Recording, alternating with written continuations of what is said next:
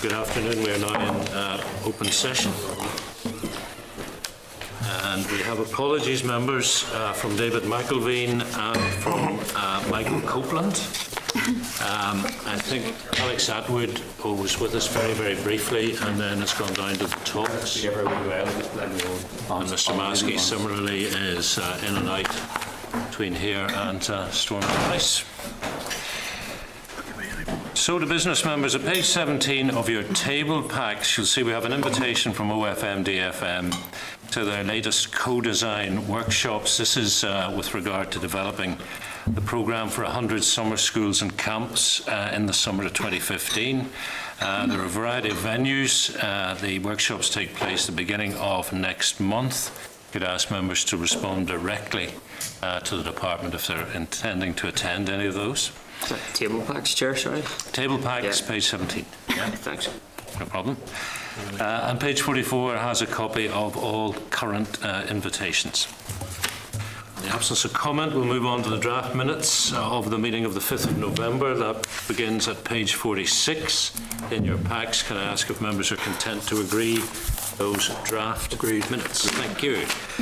In terms of matters arising, back to table packs, page 20, the Department have responded to our request for a ministerial briefing with regard to the draft budget of 15-16. Ministers have indicated that plans are being developed and have suggested that officials will be in a position to brief us at our meeting on the 10th of December.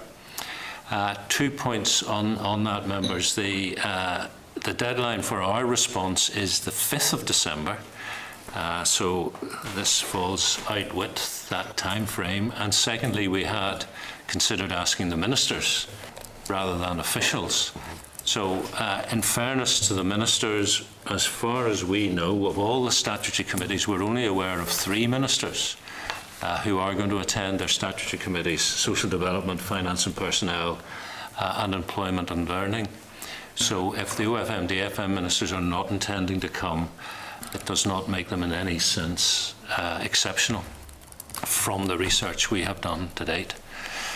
The bigger issue may be the timing, that we don't get to discuss anything with officials until after our deadline for responding to the Department of Finance and Personnel.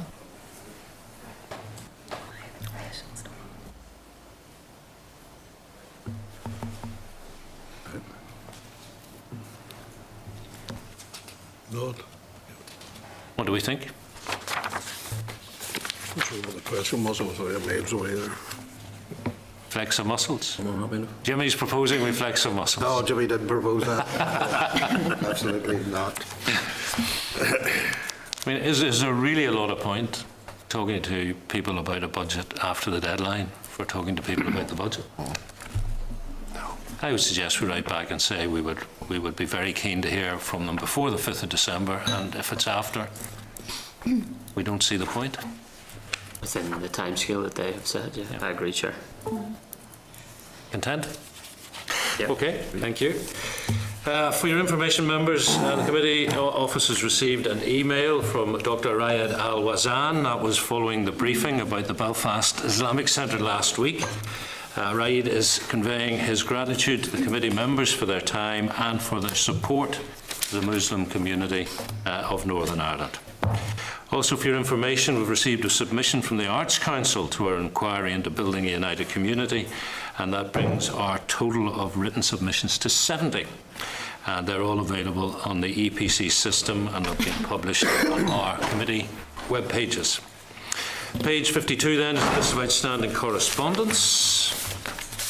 In the absence of members raising any issue there, I'll refer you to the correspondence summary sheet at page 55 of your packs, which details correspondence received since the last meeting, and I'll ask the clerk to highlight any items she thinks we need to be particularly aware of, and as usual, members can raise any other matter of correspondence they choose so to do.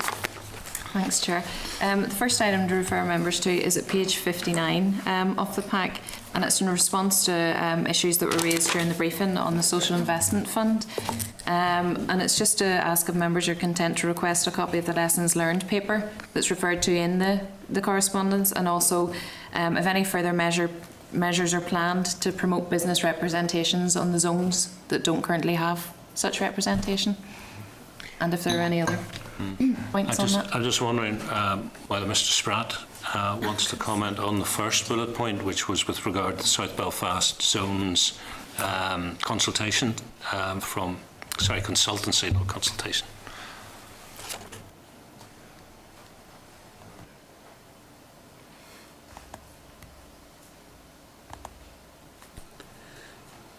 Seems a very small reduction in comparison to the story that is actually going about it. So,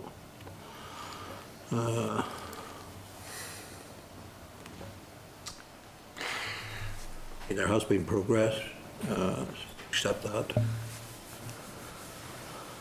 But it seems to have been sorted out now, but the point was the issues around the original consultants who were carrying out the business. So they weren't really reduced all that much. They got paid for a bad job.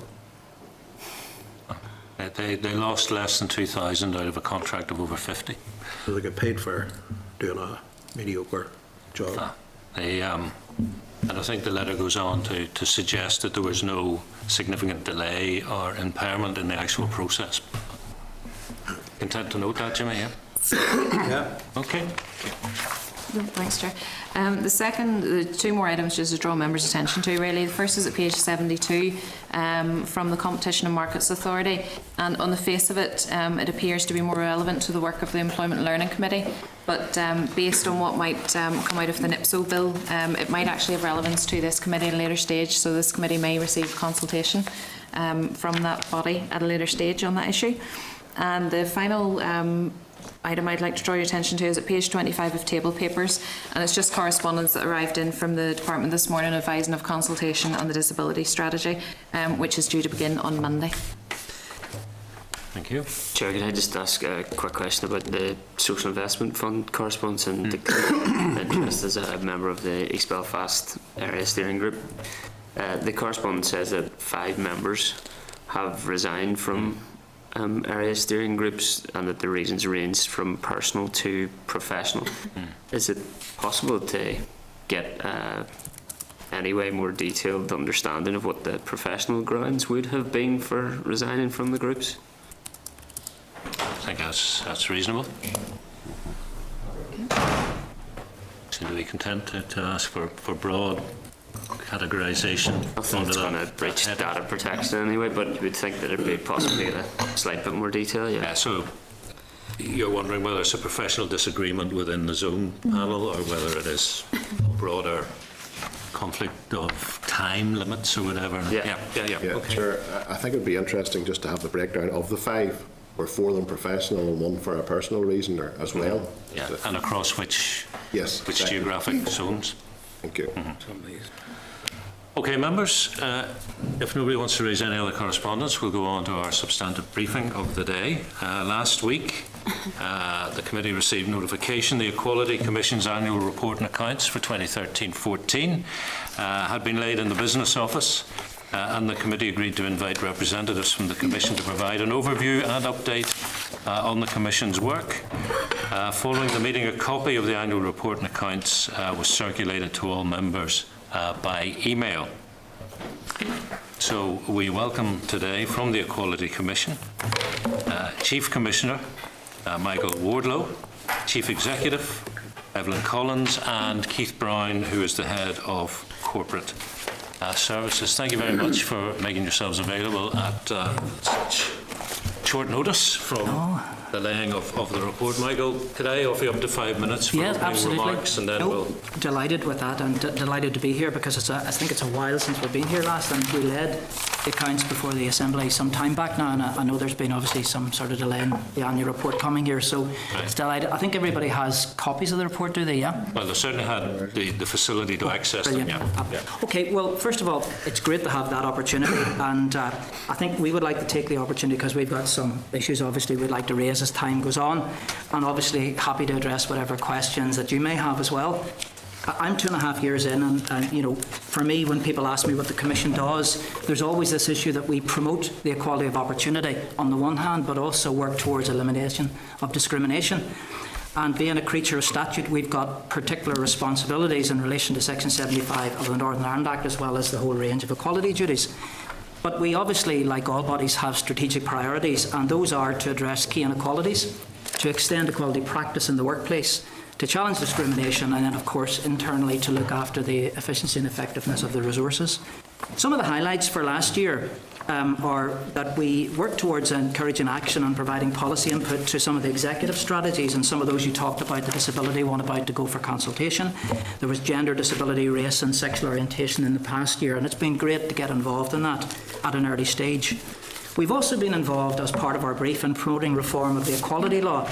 You probably know we now have fallen behind the rest of the United Kingdom, the Great British, sort of on race and disability specifically, and then on age, GFS. And we were with you, I think, in April last to talk about our concerns about the fact that we no longer, or we don't have in this jurisdiction, an ability to have the legislation in place so that people still can be discriminated against on the grounds of their age. And I know that you're looking at that currently. We also have engaged with OFMDFM and CRC on May a year ago, if you remember. Together Building United Community was launched, and onto that there was to be a formation of a new Equality and Good Relations Commission, and we've been actively involved in that and look forward to the legislation when it comes through. We also maintain oversight of the Fair Employment and Treatment Order monitoring, and that takes up quite a big chunk, looking at the monitoring returns and working with the workforce, and I'll talk about that just in a second. And our 2013-14 report is actually due to be published before Christmas, and obviously I'm sure a lot of you will be interested in that and seeing what the track is in that. And in that same vein, I had a quick look at some of the figures.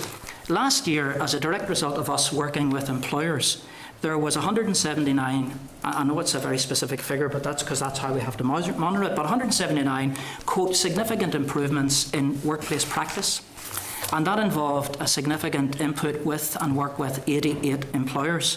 Now that came from 3,000 plus inquiries. And then in terms of our training, there was 170 training events, and that reached almost 600 employing bodies and over 2,000 employees. Now that's a bit like sometimes the swan swims in the water, the feet go underneath, and a lot of it actually goes unknown unless you read it in our annual report. We've also had some brilliant work working with Dell on the STEM and the STEM Business Group, and the big issue about the role of women and promoting women, particularly in the STEM industries and in studying STEM subjects even. In terms of how we address where we would see unlawful discrimination, last year we dealt with 3,300 inquiries. People phoned us up or contacted us through various sources, and it may interest you to know that 75% of those complaints, those phone calls, dealt with our top 3 areas of discrimination. Disability actually last year was 41%. Next to that, 24% was gender and 13% race. It may also interest you that about 11% were religion and politics, 9% age, and 2% sexual orientation. Now, when we talk with those 3,300, many of them get resolution, or it's out of time, or it doesn't seem to be a discriminatory act, and about 330 come back to us. And of those 330, we would then offer support through our criteria and through our assessment process to somewhere around 100. So it's less than 10%, if you like, of that 300. So the 3,300 comes down to about 100. Finally, you'll see in the report that despite the sort of austerity that we're all facing, we fulfilled 17 of our 19 objectives totally, and partly met another 2. And the bits that were not fulfilled are actually fulfilled in the current year, and one of those was research, for example. And I have to say, looking in from the outside, as someone on the strategic governance side, there was a drop in grant aid of 10%. Despite the drop in grant aid, Evelyn and her team were still able to deliver 17 of the 19, with 2 partly met. So I would say, in governance terms, the Commission has maintained very high levels of performance. An Audit and Risk Committee took place today, just before we came here.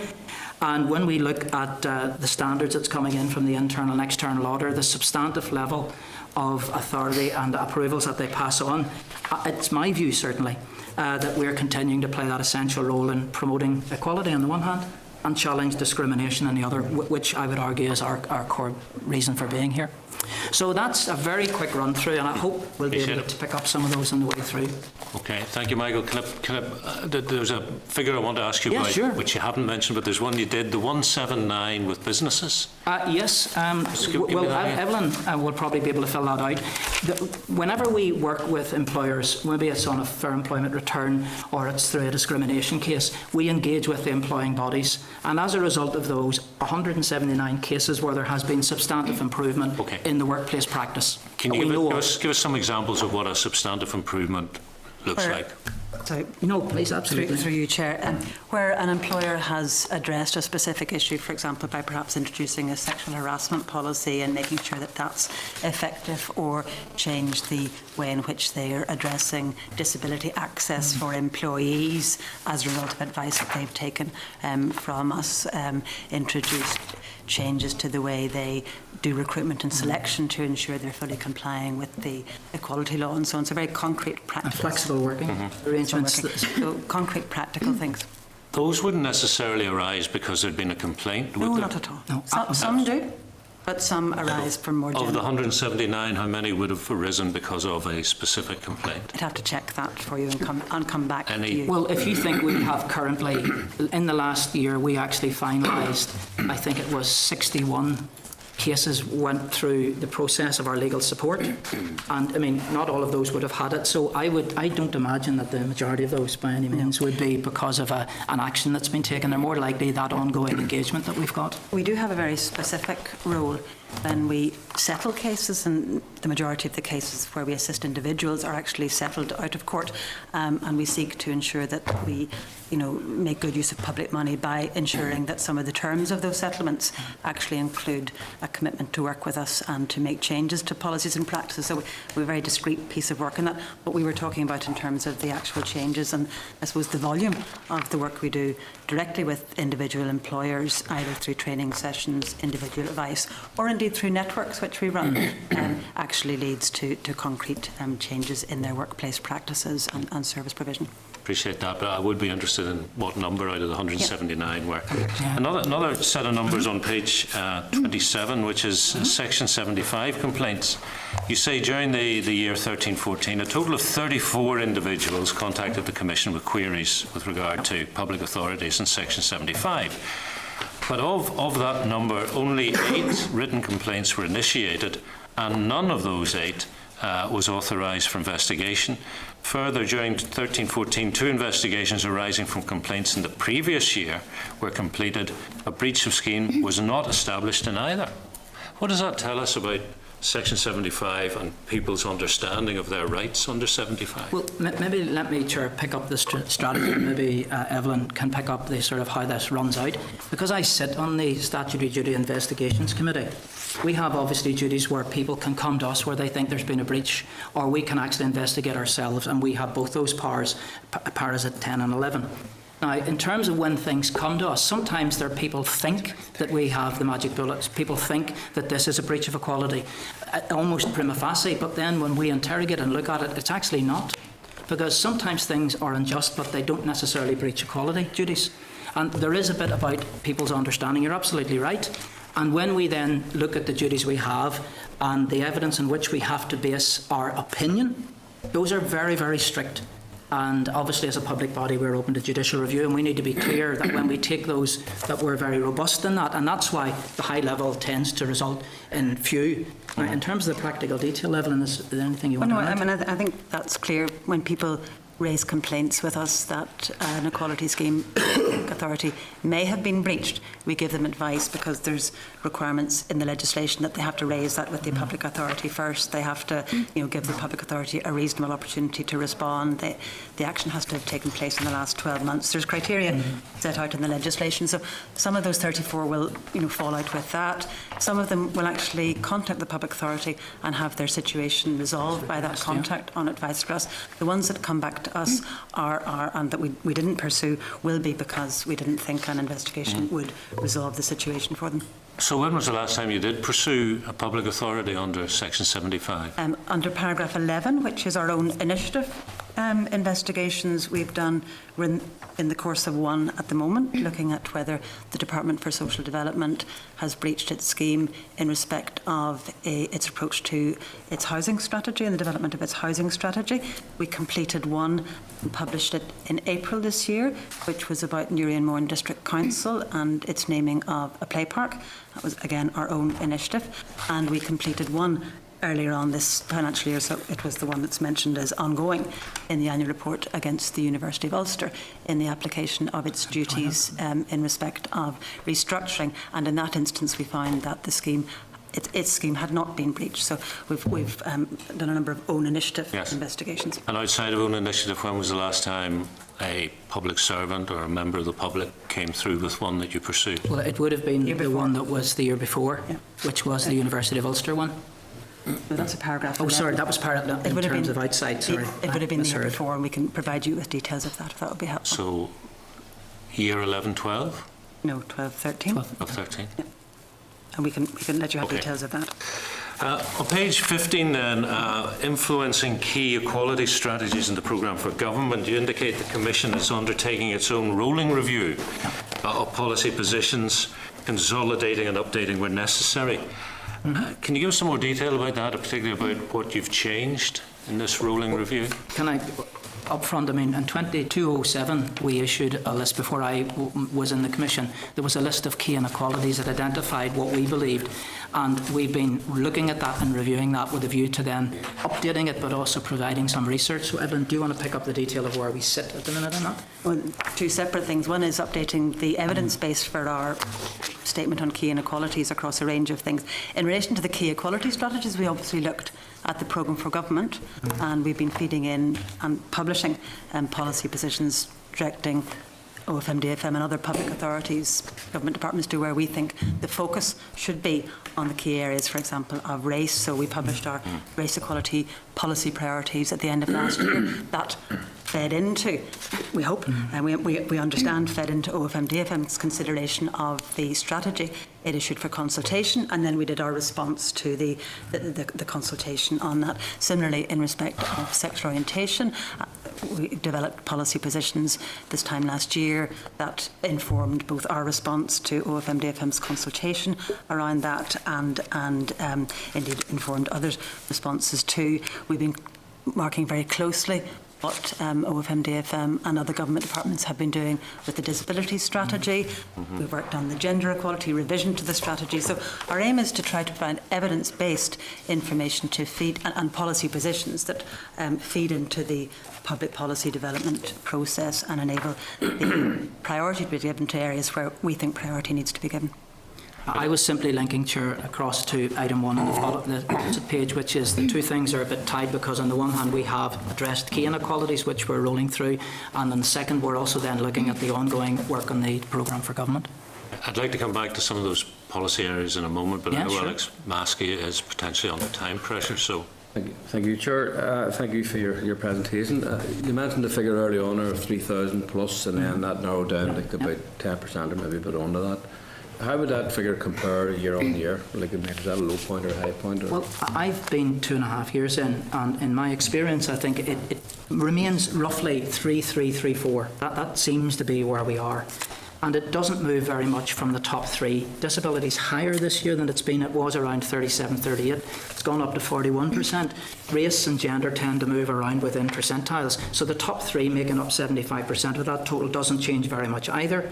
When you then bring it down, it tends to be about 10% of that top line figure and a third of whatever that 10% is. It seems to follow that way. Now, we don't have a policy that says that's what it is. We're not led that way.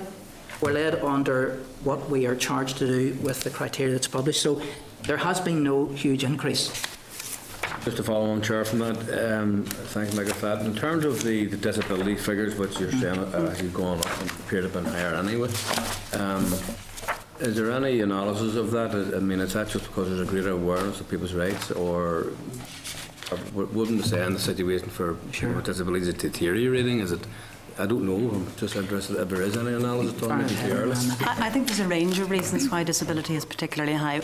One of which is that it's rather newer compared to fair employment legislation or sex discrimination legislation compared to other areas, and that there's still scope for case law to be established. And so I think one of the other reasons is that disability in itself is a very, very wide ground. So you go from mental health disabilities through to a whole wide range of physical disabilities, and the scope for that for employers not to understand or service providers not to understand their responsibilities, not to discriminate against, is quite wide. So I think that's a second factor. And in particular, when you look at our awareness survey, people generally find it difficult to deal with mental health issues, and that comes through also in our casework. So I think disability discrimination itself is a complex area of law and practice in employment and service provision, and that's what is showing that high numbers on that. May I add just two things? One is that we find that when, as Evelyn said, when law is new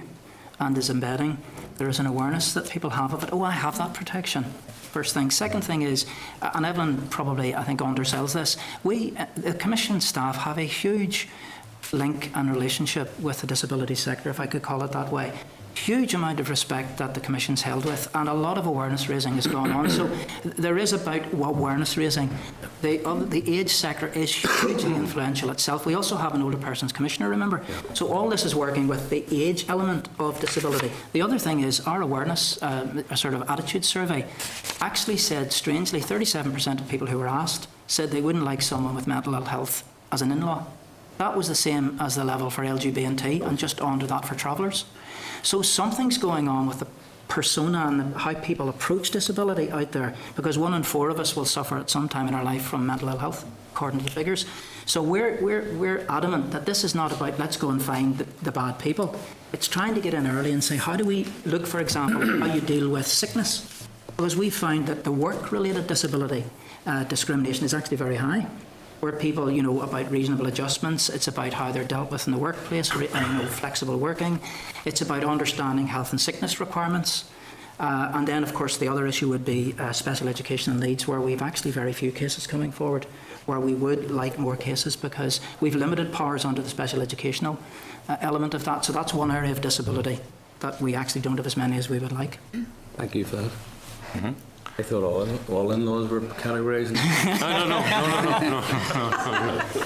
Steady. Ronald. Maybe an in-law. Thank you, Chair. Just to put a wee bit of a focus on something that's a wee bit more topical at the moment, and the temporary closures of community hospitals, and I don't need to go into the detail of that, and like, for example, A&E in Armagh. What's your assessment of the fact that no screening processes or Section 75s have been carried out on those decisions? I think we haven't done a formal assessment. Our advice would be to public authorities that when they're taking policy decisions, they should be screening those policy decisions for impact and undertaking a quality impact assessment to look at the impact that there has been, both centrally in terms of policy and also locally, because obviously there are issues locally, can be issues locally as well. The other thing, Bronwyn, is we sometimes there's a bit of confusion about what's a policy. That I've discovered coming in 2 years. When you engage sometimes with public authorities, they'll say, no, this is a strategy.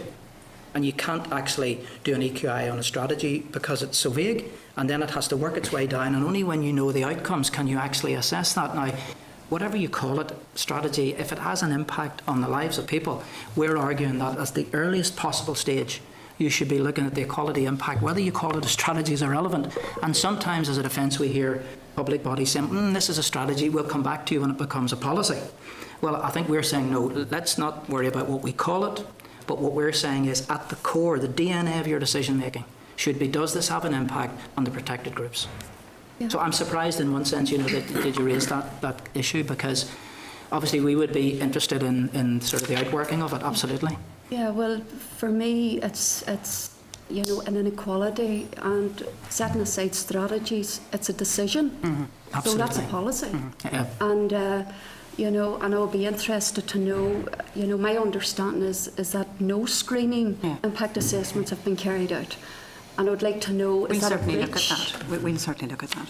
Well, also, just so the committee are clear, screening is a prior process, and you can screen in or out. So sometimes it could be screened, but the screening says it's not necessary. And some people get really irritated and said, how can you say that?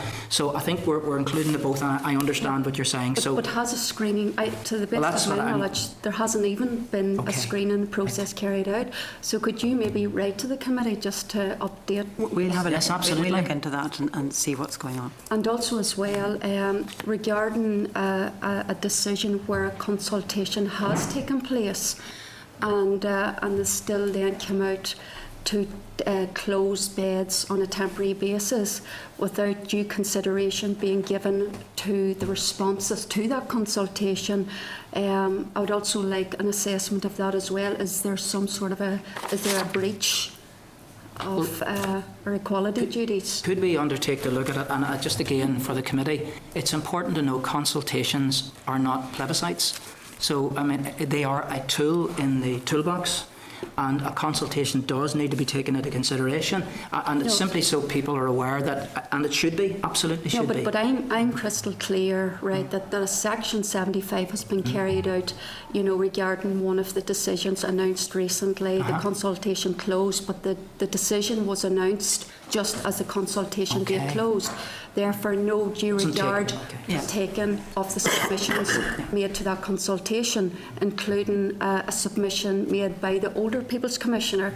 So I would like to know what your assessment is of that. We'll look at that. I mean, it is absolutely clear that a public authority has to pay due regard to the need to promote equality of opportunity and regard desirability, and there's measures to make sure that they do that. The measure in terms of investigation is around whether schemes have been breached. We'll certainly look at that. And I mean, again, if this happens outside this committee, please do contact us. That's, you know, rather than if other colleagues have similar concerns, please get in touch with us, because that's part of our advice service as well. I'm interested in what Michael was saying about when we're at the kind of strategy level that it's kind of intangible and you can't really get the engagement that you're looking for with officials. Because you are, after all, a statutory body, and in your own words, your statutory framework enables you to do a number of things, including influence policy makers. So I'd like to take a look at that, Michael, and if we just take as an example race, because as you've said, you've refined your position paper on race equality policy, priorities and recommendations. You're saying, amongst other things, you see this as important in the consultation by OFMDFM on its revised racial equality strategy. Your paper has explicit policy areas as a focus for work. Law reform, tackling hate crime, prejudicial attitudes and institutional racism, improving education for travellers, BME, black and minority ethnic and newcomer communities, maximising employment opportunities and access to housing, healthcare and benefits. Now there's 7 categories. If the revised racial equality strategy does not cover all 7, would you consider that OFMDFM strategy to be deficient? Well, let me ask Evelyn to deal with the detail, but just before to clarify, because unless I was misheard, it wasn't that I said we don't get the engagement with the officials. It's when we talk to officials or the civil servants involved, very often the dialogue is, this is a strategy and we'll talk to you about what we're doing, but it's impossible or it's difficult to carry out an EQIA in terms of how we're asking for it until such time. So it's not that they're unwilling. It's not the engagement you're looking for. No. At that point we would in the like process. an earliest possible consideration. Right. Let me clarify. No, you that's do get okay. engagement, but it's Yes. not to your satisfaction. Well, we would like it as early as possible and as deep as possible. Evelyn, do you want to pick up the... Well, I'm very pleased that you're familiar with the areas of policy that we've recommended should be taken into account. We would be concerned if the broad areas that you've highlighted are in our submission were not taken seriously by policymakers, generally, including OFMDFM and covered, because these are the areas where real issues for people from black and minority ethnic backgrounds, and they need to be addressed. And we have seen time without number over the recent period of real difficulties in terms of hate crime and prejudicial attitudes that absolutely need to be addressed. And it's not just about addressing inequalities, it's addressing the reputation of Northern Ireland, the future economic prospects of Northern Ireland. There's a whole range of reasons why these race equalities, the race equality strategy in particular, as well as the other strategies, need to be the best they can possibly be to address these issues in the Northern Ireland context. So you're identifying, in terms of race, 7 explicit policy areas. So if when the OFMDFM revision comes out, they have 6 of the 7 in, 5 of the 7 in, what are we to think? I think it depends on, and you could speculate away. If 6 are done really well and the department says, I'm going to do number 7 next year. Let's say they don't mention number 7. This is obviously your best analysis of the issues that need to be addressed. So if it's all 7, you're in perfect harmony. If the department come out with 8 or 9, we might come back and say, where were you? Why didn't you see 8 and 9? On the other hand, if the department only do 4, do we say to the department, why aren't you listening to the Equality Commission? Well, That'd be great. I think if you're saying, Chair, do we have a silver bullet to go back and say, do this? We don't. That's not what we can do. Well, it's about the quality of what you're saying and the influence you have, and how you measure it. And I have to say, in a lot of cases, whenever we have that level of engagement where people get it, and you know that moment when you see in somebody's eyes, they get it. And not only that, but then they're advocating for it. And at a time of austerity, we all realise that people are sort of looking at competing priorities. We're actually saying, because of the rise in race hate, because of the growth in the incoming communities and the value added, Pete Sherlow spoke to this a few weeks ago, and when you heard people ringing in and saying, I don't care what your stats say, I believe otherwise, there is a huge job of work to be done out there. And I think what we're saying is, this is our best guess, based on the evidence that we've got, that would make the best and most robust policy. Now, I would love all 7 in, and if they're not there, I think absolutely, if you're able to advocate on our behalf as a committee, and we can come back, we would be delighted to be there. 6 out of 7 would be great. We've had a good engagement, in a number of these strategies, but I think it would be idealistic to think that everything we ask for is going to be in there, much as we'd like it. But our role is to make sure for the people that we're trying to show that we're advocating on their behalf for the equality protections. We believe that that is the gold standard model. I'm not sure I get the 6 out of 7 would be great, Michael. I'm assuming that what you've done is an honest analysis and all 7 are critical in your analysis. Absolutely. I'm simply saying, if you're talking about numbers, 6 out of... You talked about, if 7 wasn't mentioned or it was going to be done next year. And it's a difficulty. I want all 7. But if 6 are there, are you saying we can do something about it? We can't. But if you can say the Equality Commission has given you this advice based on evidence, it's not a whim. We monitor Europe, we monitor locally, we listen to the stakeholders, and we say this is what we believe you need. Any less than that would be, in our view, a deficient thing. Of course it would. So well, if you in can your view, the us, department could take that document and say this is effectively the strategy. We'll put it in our own words. Certainly the core components of it. We'll put this into our own words, but these are the building blocks. Based on the evidence that we have and the expertise of the people we talk to, absolutely. Okay, appreciate that. I want to ask a wee bit maybe about the internals and the budgets and things. Yeah, but, sure. Stephen Mudrian first, Jimmy Spratt.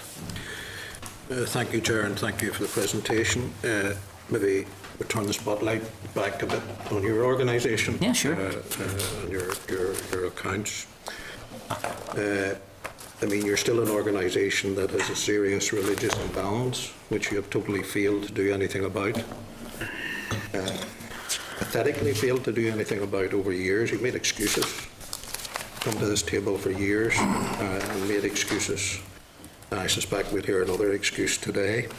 But could I, when you get a huge chunk of public money, £6.2 million for the public purse, and of course, there's a debate out there at the minute whether you're best spending that money or not.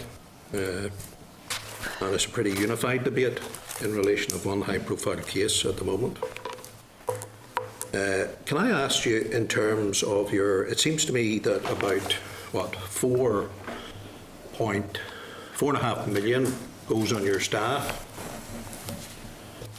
Of that £4.5 million, we know how much the three of you earn. That's very clear in the document, pretty well paid. In terms of your other staff, you have 116 staff, which seems quite a high number of staff to have. You give us a breakdown of the various levels. I'm not asking you to breach data protection. I know that you would do that. In terms of each area that you have, I'm particularly interested that you tell me today, or tell this committee today, you have a legal department with a legal head who gives advice, all the rest of it. You tell me how many lawyers are in that group, much they are paid, and also in terms of that legal department, how many staff are in it. And then I noticed that there's a figure of another 300 and about 350,000 for legal fees. I suspect that that goes out to barristers and all the rest of it outside your own organisation. Perhaps you'll clarify that for us today.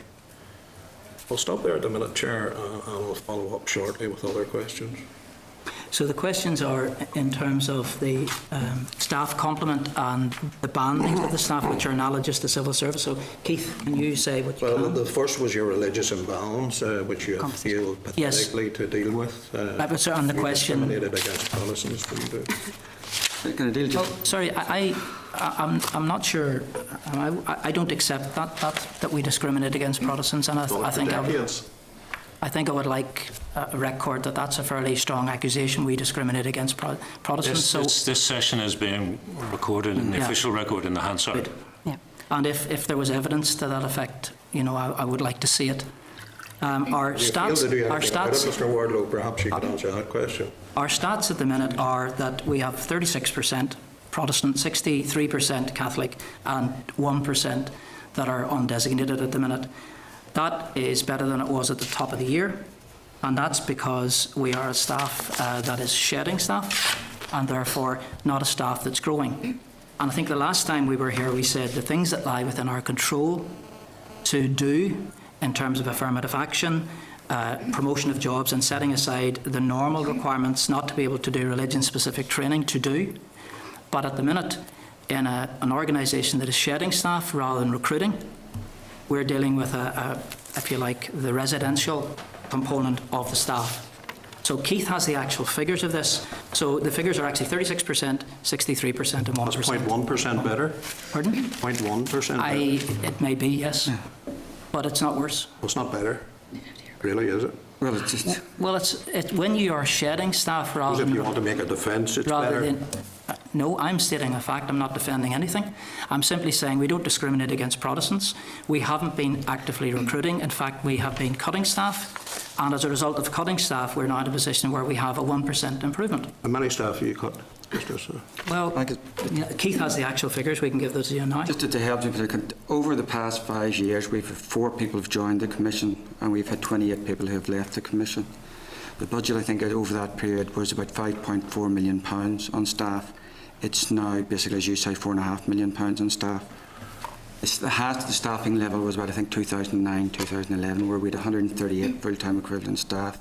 We're now down to 116 in the annual report, from 116 last year down to 110 at the end of the annual report period, and I think we'll be down to 102 full-time equivalent staff by the end of this year. So again, it's in terms of the commissions in the same position as other public bodies, but that's really we've seen over the period of the last comprehensive spending review about a 10% basically reduction in budget, and that equates to about a 24% reduction in staffing.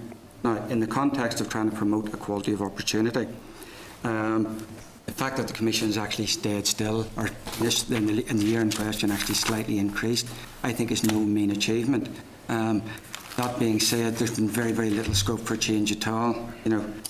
If you look at the figures that Michael has given, where we try and compare things is what is the rough catchment area from what we would expect, and I think our advisory staff or compliance staff would call it a window of equality that they would expect another employer, where would they be?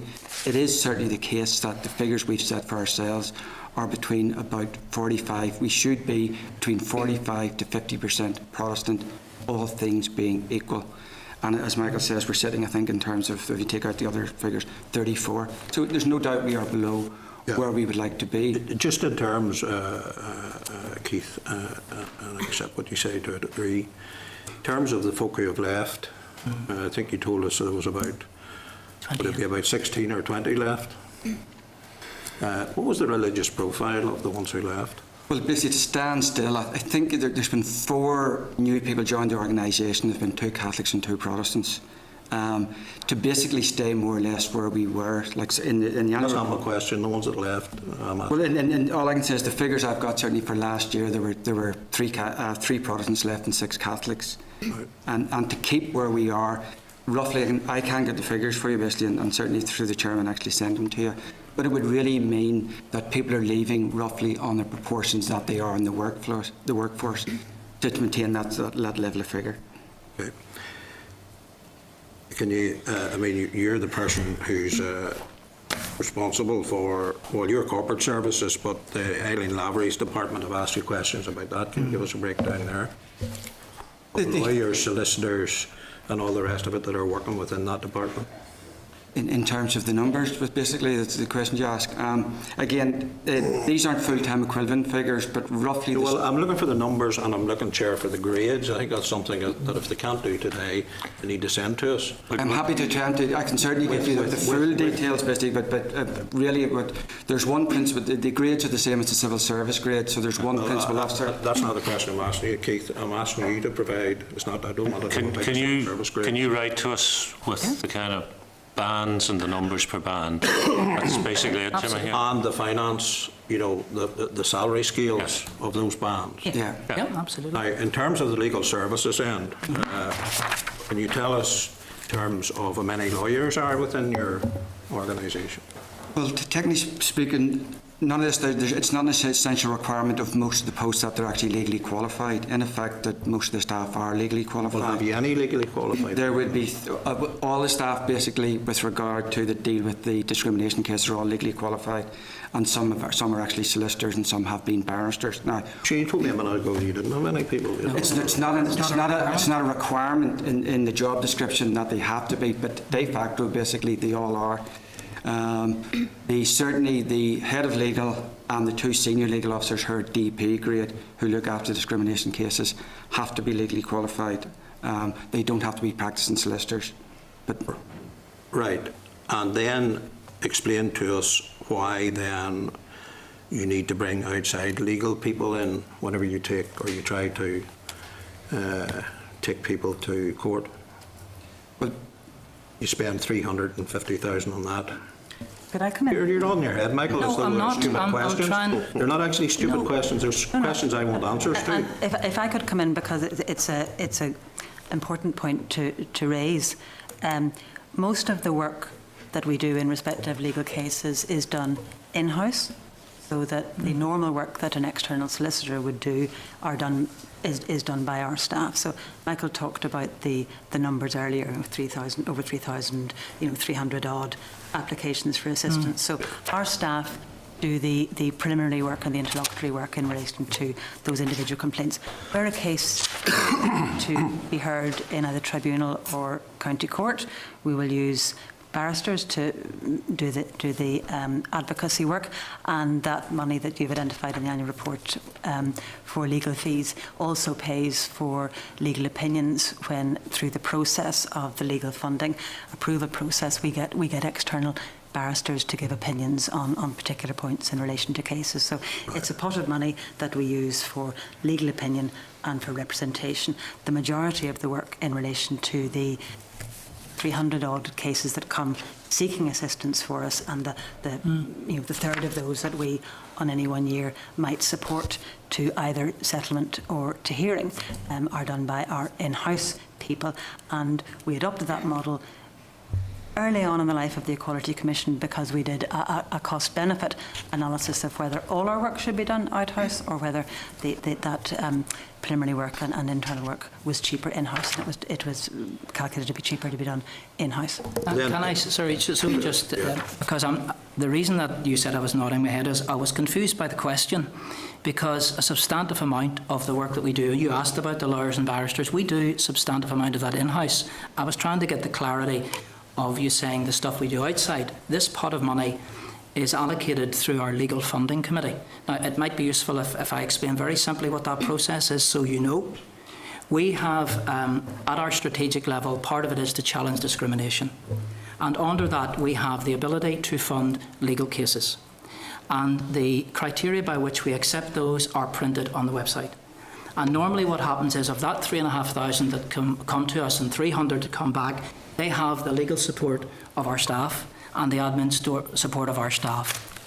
The 90 or 100 that then return and we take forward as legal cases perhaps.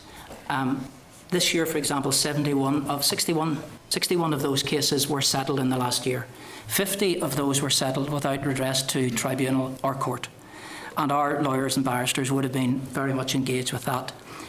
It is only when necessary. So if it comes to the legal committee and we think that this may be a case that raises the issues that we feel are important, we would then take advice of counsel, step one. That then goes out of house.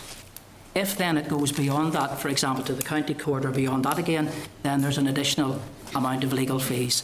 Each of those is taken as a staged approach. So it's not as if there's a pot of money allocated to each case. So stage one, stage two, and if it ends up in the tribunal or courts. So that's why that amount of money is used to outsource, which we went through the process to find was of cost benefit rather than doing it all outside.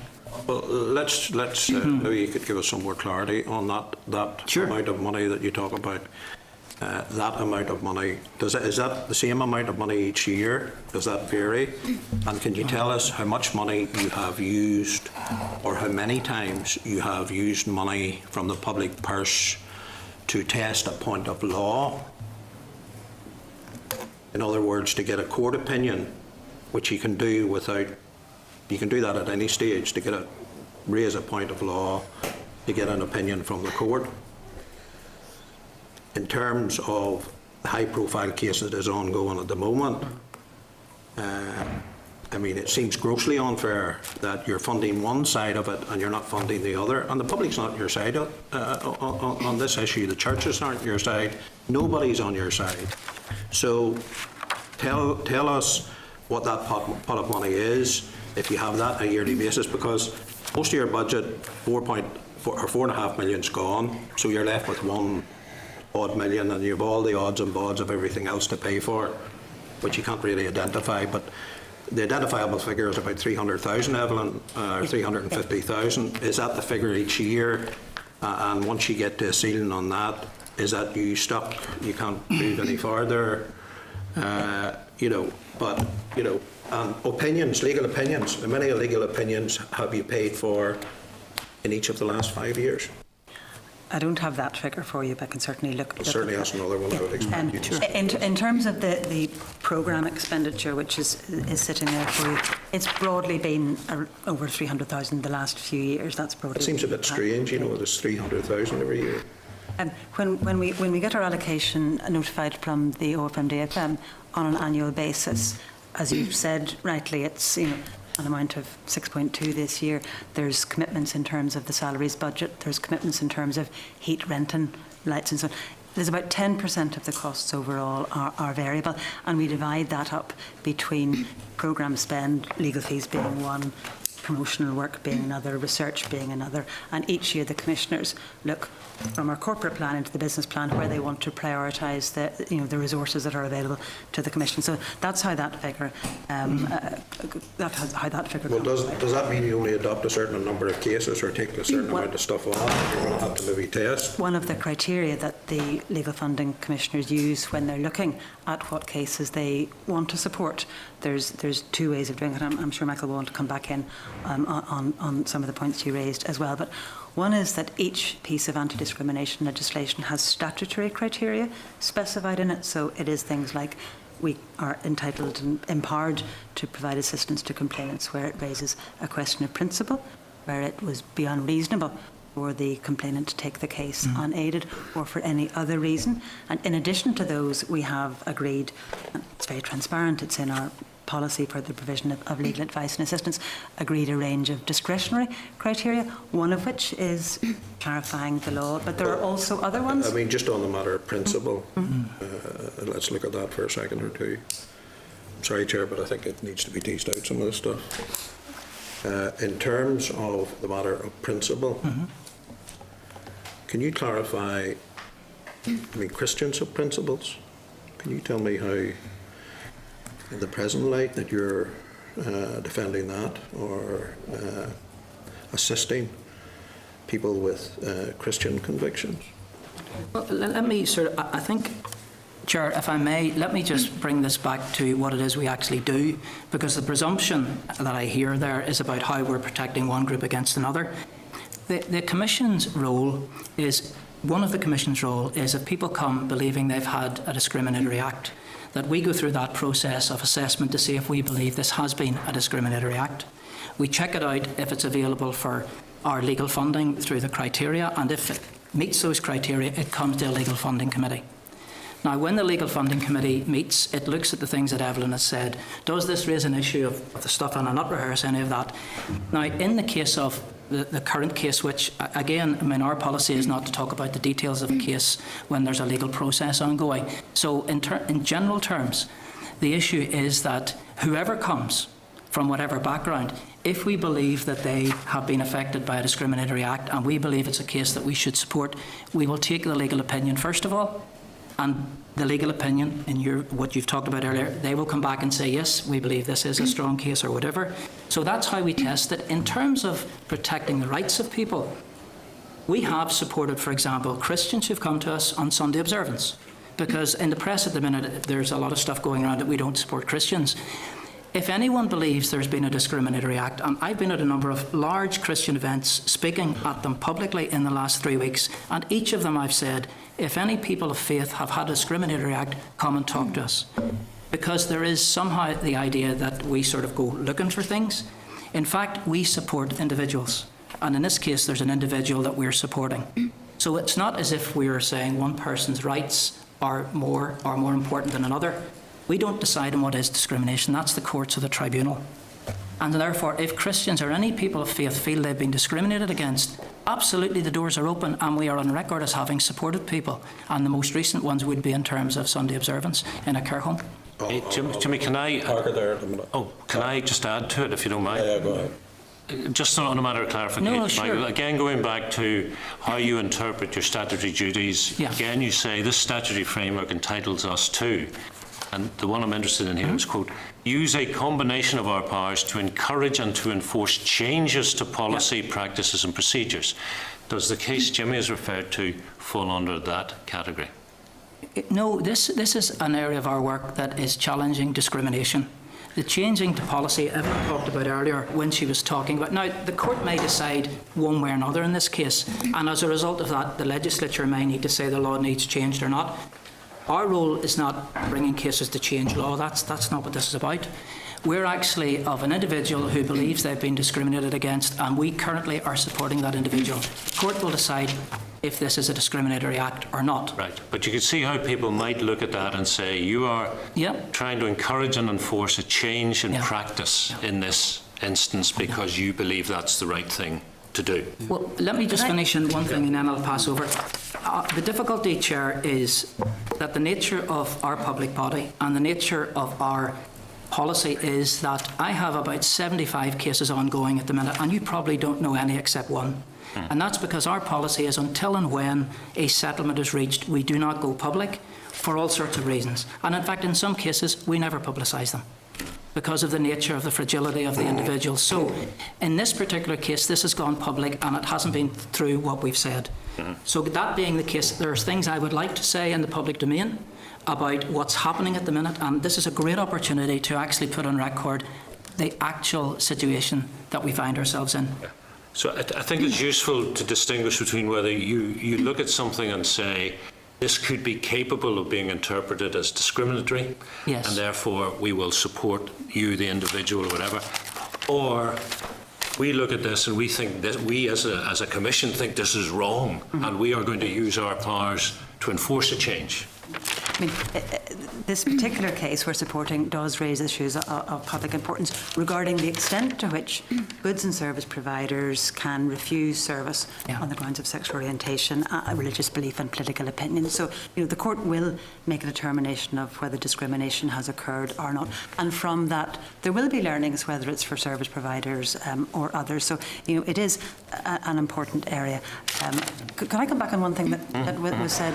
I'm sorry to interrupt, but I thought it was to Mr. important. Spratt, because I didn't want to leave it unanswered. I think it is important that we're clear that the legislation that governs our work allows us and provides us with a statutory duty to provide advice and assistance to all potential complainants or actual complainants, and a discretion, again, guided by what's in the legislation and our very explicit and transparent policy in relation to discretionary factors, that we may provide advice and assistance and legal assistance to individuals who may have complaints under the legislation. It doesn't allow us also to support respondents to cases. So that would be ultra vires in terms of our role as set out in the legislation. So I just wanted to make that clear. I think that was the point. Why can't we fund both sides? It's been said in the media. The short answer is it's not within our VARAs, it's not within our statute to be able to do that. The same way as we can't fund groups.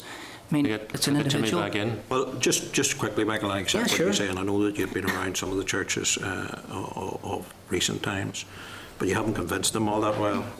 And you haven't convinced the public either, because the public believe that the action that you've taken in this particular case is that you're abusing public funds, that you're verging on bullying, and some might even describe it as persecution. Well, I don't want to get into swapping opinions, but let me just say we have followed the processes. We're a public body, and public opinion may or may not approve actions that we take. And one of the things that I find empowering about a public body is that, of course, we listen to what the public say. Of course, that's the case. But that isn't the thing that determines whether we believe a case to be right or wrong. And in this particular case, if we didn't believe a discriminatory act had taken place against whoever, but in this case, Mr. Lee, we would not be taking it forward. Now, there have been other cases that are high profile in recent years where we've had very, well, I believe, excellent decisions. Very recently, a young woman who was fired because she was pregnant. That didn't change the law. It reminded people you don't have to be in for a year in employment before. And I think that's the sort of thing that, as a byproduct of this, it happens. What I would say categorically is there is a debate to be had coming out of this about Christian conscience, whatever terms are being used in the public domain. And we started that at that conference recently about where the law, but at the moment, the law on religious and political opinion in goods, facilities and services, there are very few cases on it. The court will make a decision, and the other side of the decision, there will be issues for all of us to take forward. Okay. Stephen Mitchell. Thank you, Chair, and thank you for your attendance here this afternoon. In your report, you make reference to budgetary reductions, and I welcome the work that you have done around that. But you currently pay around £550,000 a year for your Shaftesbury Square headquarters in both rent and rates. Is there something could be done there when you're employing just over 100 people? Is a city centre headquarters like that necessary? Keith, take that first. All I can basically say is we over about 2.5 years ago, we renegotiated the rent and rates on that. Now that's done by Land and Property Service, so they renegotiated the building on our behalf. We have a break clause after 5 years, which is actually 1.5 years away. Certainly we're required basically under our sponsorship board to do a cost benefit analysis of whether we should continue with that, and we will be doing that. What we've tried to do certainly over the past few years, you may be aware of, is not necessarily move out of a quality house, though again if the financial situation is what the financial situation is, I think that's something we seriously will have to look at. But we've actually tried to share the costs of the building. So the bottom line figure you see in the annual report is what we pay in rent and rates, etc. In our additional income, we also get £175,000 of that back from Copney and Nicky, basically with regard to who have actually moved into a quality house with us. And certainly we've spoken to our sponsorship team that in the situation as actually we're going forward now, that as our staffing reduces, if there's more floor space that becomes available, that we would basically welcome the possibility of actually sharing the building with other ALBs or other bodies. Okay, thank you. You have car parking there. Can you tell me the extent of the car parking? Do you receive income for that from other? The car parking under the building basically comes as part of the rent and rates. Okay. We also purchase basically car parking near the building. We basically charge everybody that uses that parking. Basically, we cross-subsidise.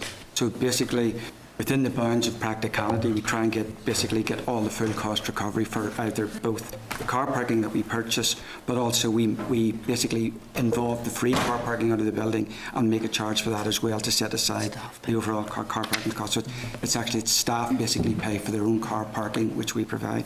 Fair enough. And just in relation to, there's a table here on page 45, Appendix 1, which is very useful. Jimmy asked for some figures earlier on. Could we have a breakdown for the numbers employed in each of the departments? Yes. Just I have the numbers with us on by grade, but not by department. No, so well, we'll if certainly we could have that as well, please, appreciate that. the absence levels of your organisation have come down slightly this year, but they're still above civil service. What's the reason for that? There's a range of different reasons, Okay. short-term, long-term. I'll let Keith deal with that too. Certainly the last we looked at it, it was not so different. It's certainly higher than the NICS target, but it's not so different than the NICS actual, if that makes sense. But I'll let Keith say a bit more about that. Yeah, I think most of the absence, basically the difficult absence we're having is a small amount of long-term absence. I think basically the main difference between ourselves and the wider North Civil Service is a small amount of a small number of individuals with long-term absence, I think, is likely to impact rate in an organisation of our size than across the board. Could I say, just for assurance, I mean, Evelyn and her staff team and Keith, I've sit on a number of boards and take this extremely seriously, but in a way that's very pastorally responsive to the staff as well, with flexible working and all sorts of things. I think it's a really, really good process we're in. So this is a journey, and I would hope, it is a journey that'll see a good result at the other end in a governance sense. Okay, Evelyn, you sign off the annual report and the last paragraph, and I'm coming back in relation to what Jimmy has said. Like other employers, the Commission is required to make a fair employment monitoring return. Now, you've made a 0.1% improvement this year. But I remember when I was elected here in 2003, visiting your headquarters with colleagues, and the position was really the same then, given a percentage point or two. So you haven't made any progress. And in fact, really what you're doing is making a laughing stock of yourselves, because you're going out telling other employers how to balance their workforces, etc. But your own organisation has patently failed. Well, as Keith and Michael have both already said, it is an issue that we're very conscious of. It's an issue that we are concerned about, and it's not an excuse. The reality is that we have limited opportunity to change the composition of the workforce in our situation where we're not recruiting in any significant numbers. In fact, not recruiting at all, and we're in a reducing situation so far on a voluntary basis. But that wasn't the case over a decade ago. And well, the figures have gone up and down over the decade, and sometimes some years it's been better than others. But the general trajectory has been down. We haven't been recruiting in significant numbers for a considerable number of years, because in addition to the and we're in the fourth year of the current comprehensive spending review, we also had efficiency savings requirements in the previous 3 years to that. In respect of the view of employers and others of the advice and provision of assistance we give, actually survey after survey show that it's held in very high regard. It's not a barrier to those employers thinking our advice and assistance is of good quality, is expert, is independent, and so on. And again, we could send you some figures about stakeholder survey, employer survey as well. I know when we were here in 2012 talking about composition with you, we had just received the findings of the Equality Awareness Survey, where again issues like independence, the ability to promote equality overall were questions that we asked in our survey, and we'd analysed it, and it was quite clear that there was no difference by community background, which was one of the issues that you raised with us before also. So certainly happy to provide data on stakeholder and employer satisfaction levels with our work. Yes, but over the years I have been told when we met with you that affirmative action has been taken. I remember 2007, I think you had a strategy to move forward. If but you're the asking, position is largely the same. well, yes, and I mean, from a governance perspective, absolutely. This is not saying this isn't an issue, by the way. So I think It's failed to date. it's not that. Well, if you're talking about failure in terms of changing the numbers, that's one way. But at the minute, with just over 100 staff, one person is a percent. We've recruited 50%. So we can't have figures at one side quoting a percentage. Our last recruitment was 50-50. It was only 4 people. I see that as a positive thing. On the other side, when you're reducing staff, it is impossible to say one tradition or the other should go. I mean, you wouldn't expect that to happen, and I'm being flippant about that. But the problem is, and that's the reality of it, how do we actually...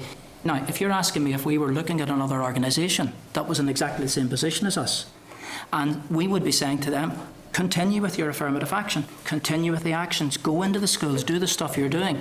We would not expect that organisation somehow, in a declining and an austere time, to be able to redress an historic balance.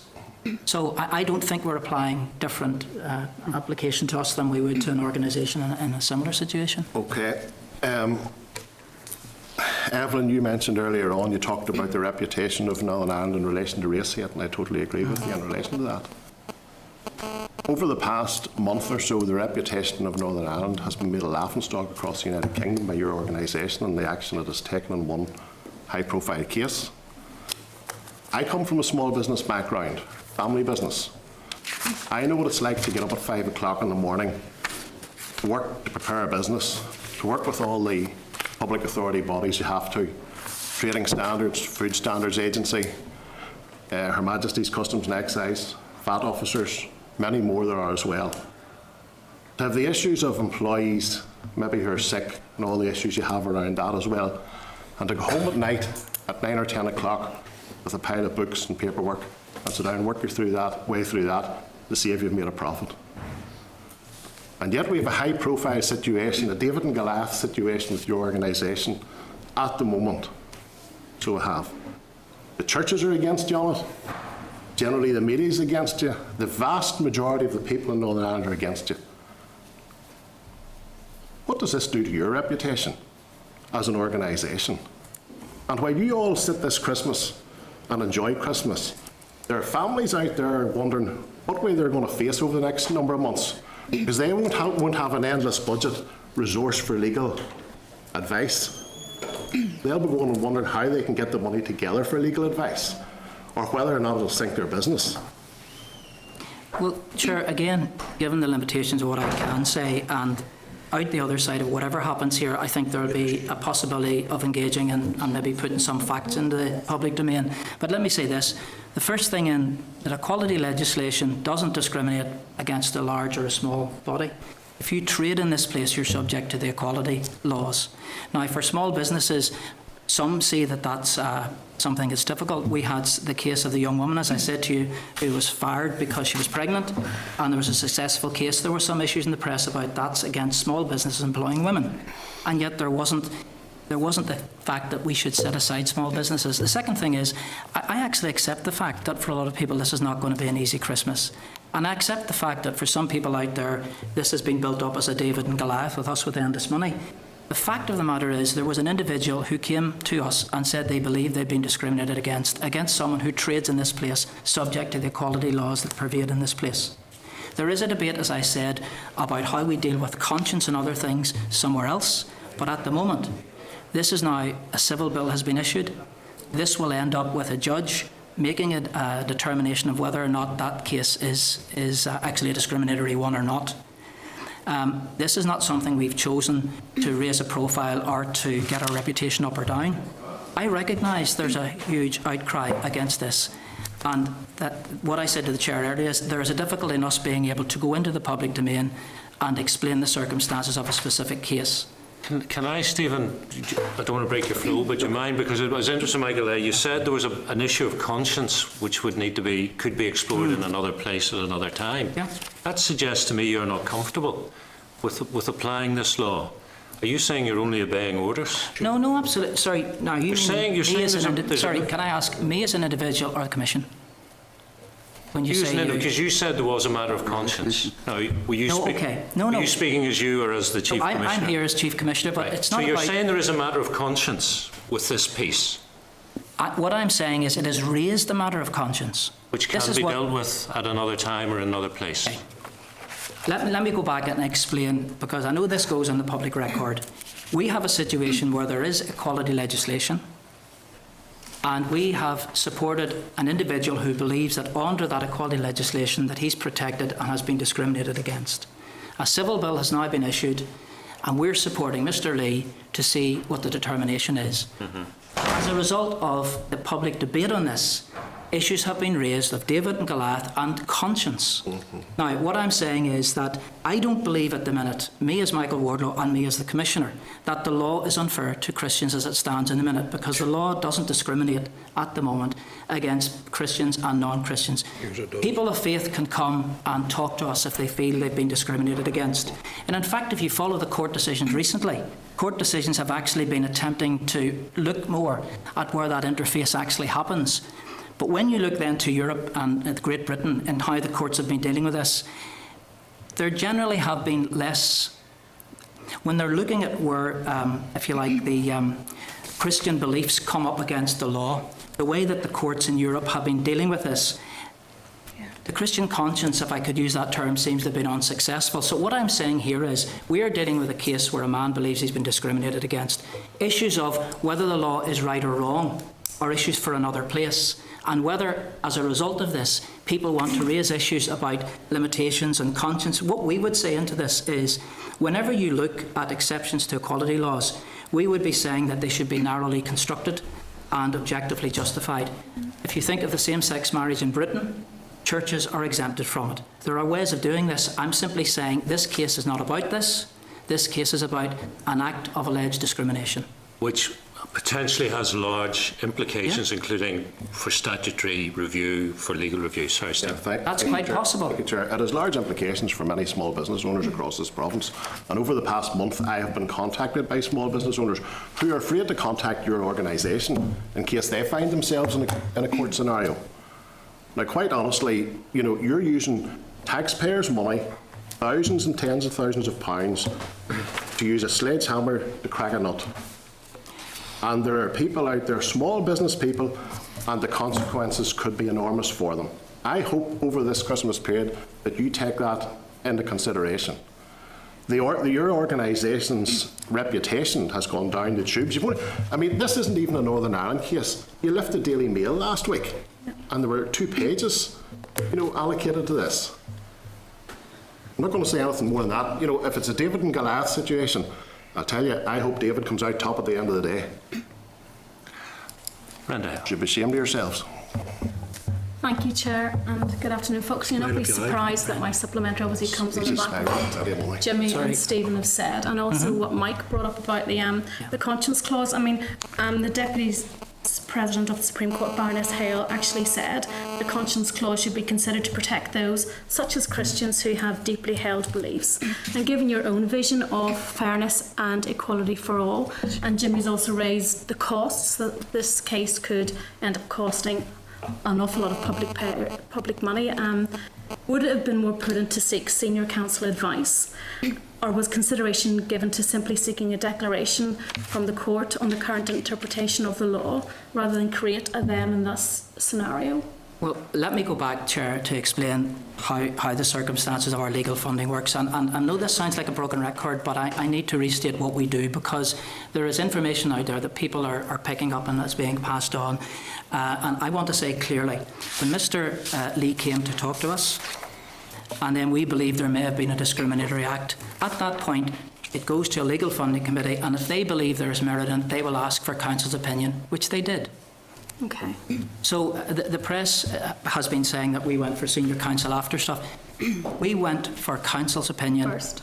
As we do. That's how we work. Okay. The legal funding committee, comprising of some commissioners, sat down, believed this was a case that we should get legal opinion on, and we did. And it was a positive legal opinion. And based on that, then we take it to the next stage to see if we can get a resolution. And in terms of public money, of the 61 cases that were settled last year, we actually were able to work with the people we supported, and there was a 93.5% success rate. And of the 61, 58 of those were successful, and 50 of them were settled without recourse to the tribunals or the court system. Our staff work with people to try to get to negotiated and conciliated solutions. Sometimes that doesn't happen for all sorts of reasons, and we end up at a tribunal or a court. And therefore our governance arrangements, I think, are sound, and because we go on a staged approach, I do not think there's a waste of public money. Okay. Would you agree then with Baroness Hale that a conscience clause should be considered to protect those with deeply held beliefs, and not just the Christian community, also the Muslim and the Muslim communities? It's interesting, and you've said that. I think our situation at the minute is that I don't want to confuse the conscience debate with this particular case. I think what we've said is that if and when the legislature wants to look at this, and not just in this law and other laws, we would have advice we would like to give you on that, because I'm following this debate just as you are. And our advice would be, when you're looking at exemptions from equality legislation, they should be limited, specific, and they should be justified objectively. And I think I very much welcome the fact that we say that the conscience clause, whatever we're going to call it, would apply not just to people of faith, but people who don't have faith. Okay, thank you, Chair. That's very interesting, Michael, yeah. Deputy Chair Chris Little. Thanks, Chair. Thanks for your attendance today. Can I welcome the work that you've been doing in the last year around unlawful discrimination in a number of wide range of areas. You mentioned disability, gender, race, religious, political, sexual orientation. I'm reassured to know that despite ongoing prejudice in our society, that people are working hard to try and address that. A lot of the questions that I would have asked have been covered in some shape or form. However, in relation to the Asher's case that has generated huge public interest, and without prejudice or discussing the individual details of the case with you, there is obviously a real, perceived and at times I think inflamed fear in relation to Christians being treated unfairly, but there has been very little discussion in any great detail of the actual statutory duty or the actual law that is applicable to this situation. So could you set out, concisely, the statutory duty that requires or leads you to follow this process, and the UK and the Northern Irish law that you believe applies to this situation?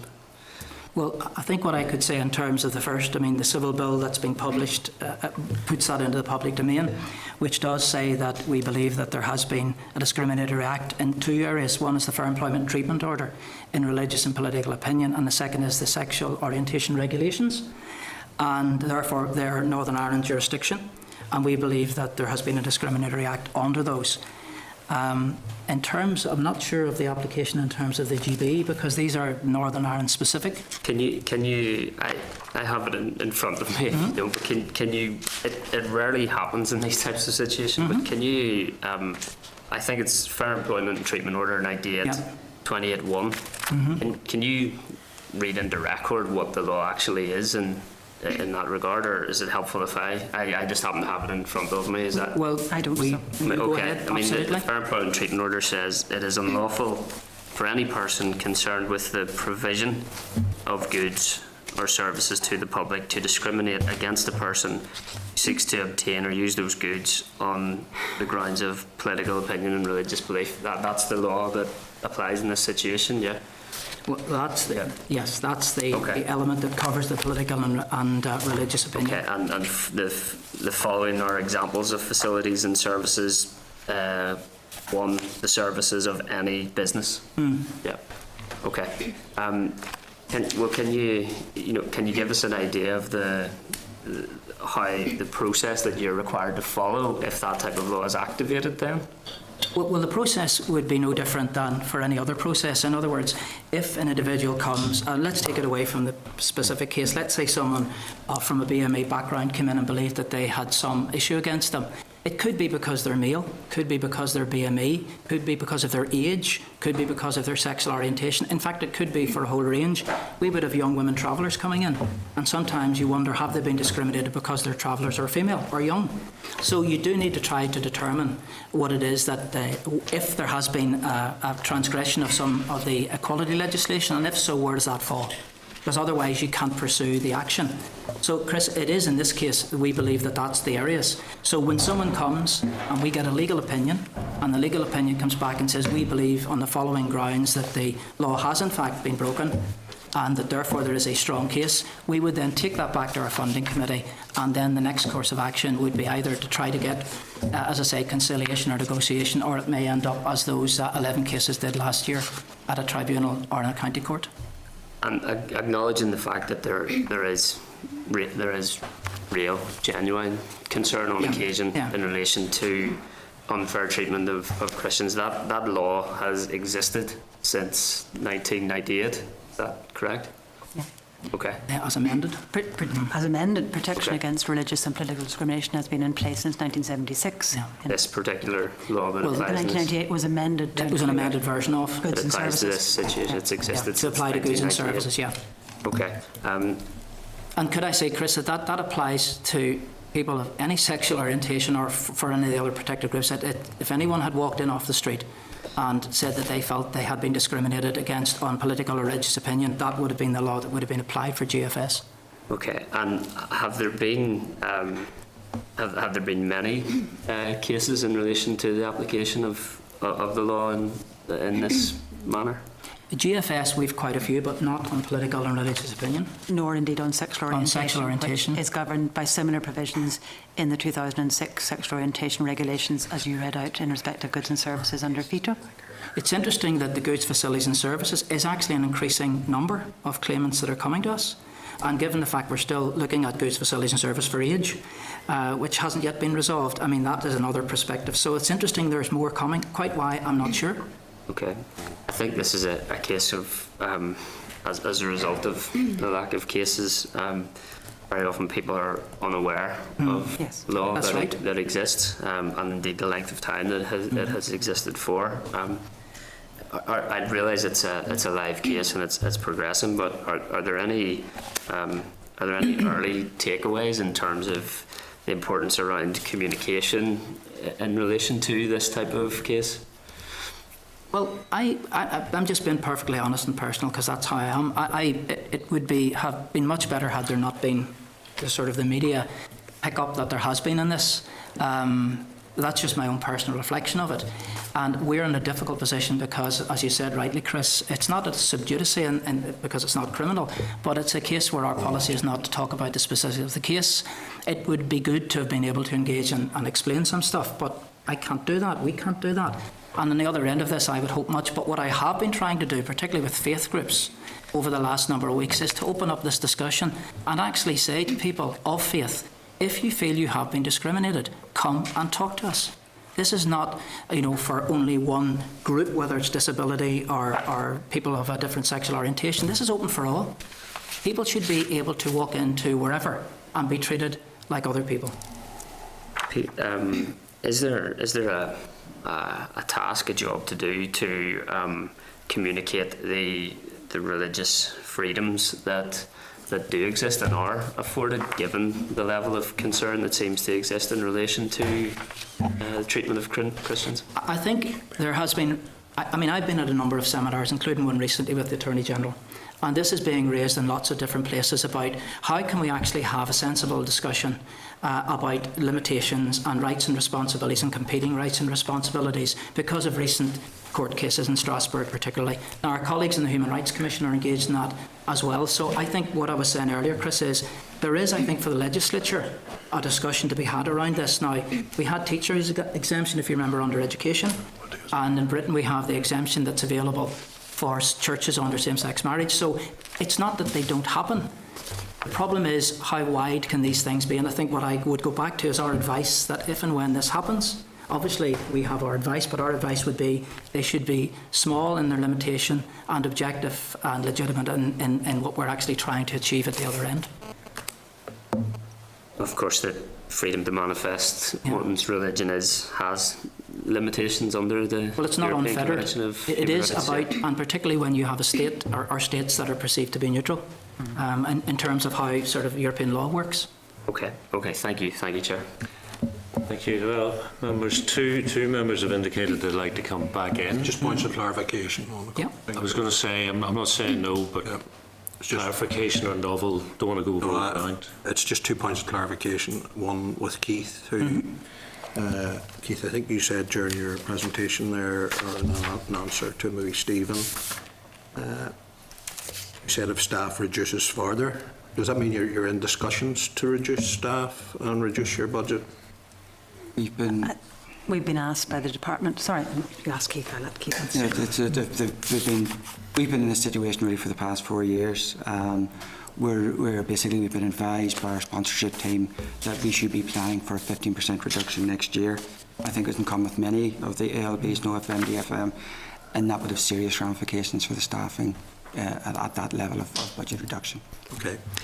And just the final point, Michael, during your presentation you said that you sit on a number of boards. Yeah. Would you identify the number of boards that you sit on for the record? Yeah, I am on record for it. I am a member of the probation board in my last year. You would be probably. No, I'm a member of the probation board and I've served. I'm in my last year of a 6-year term and I'm actually a member of Senate of Queen's University.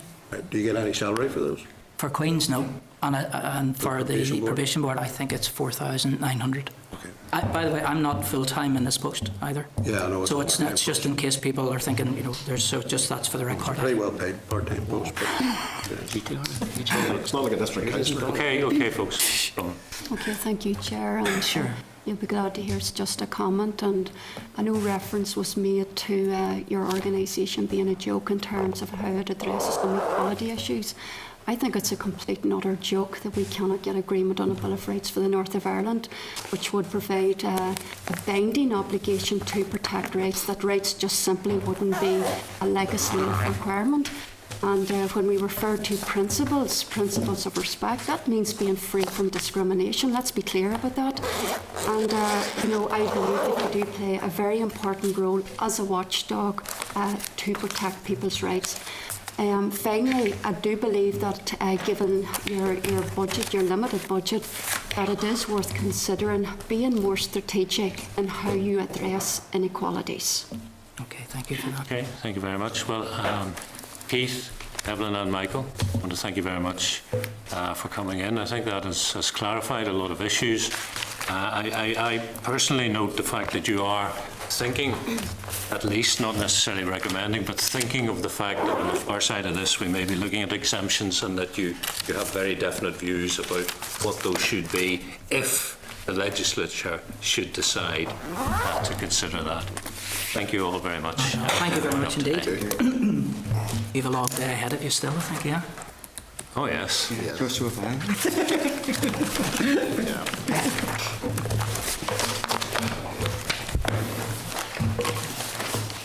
Members, next item is the draft forward work programme before we go back into closed session for the NIPSO bill. Are we content with the proposed forward work programme? If so, can I ask, is there any other business? And if not, then I propose we move back into closed session for further consideration of the Public Service Ombudsman